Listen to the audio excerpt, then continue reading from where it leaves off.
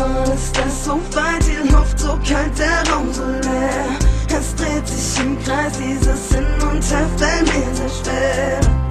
Überzeugt von dem Gefühl, ich kann mich nicht befreien. Doch eigentlich weiß ich genau, dass zwischen uns darf nicht mehr sein. Für kurze Zeit sehe ich es ein, dass es nicht mehr so weitergeht. Das hält nur so lang an, bis du dann wieder vor mir stehst. Zu spät, es geht immer um dieselben Fragen.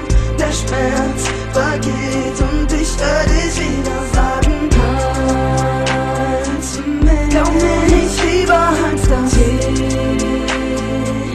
Verfluchtes tut so weh. Ich weiß, das darf ich nicht mehr. Ich muss dich gehen lassen, endlich lernen, dich zu hassen. Halt zu mir, glaub mir nichts lieber als das. Verfluchtes tut so weh. Ich weiß, das darf ich nicht mehr. Ich muss dich gehen lassen, endlich lernen, dich zu hassen. So wie ein Trost, meine Augen öffnen sich. Du liegst hier neben mir, streichelst zärtlich mein Gesicht.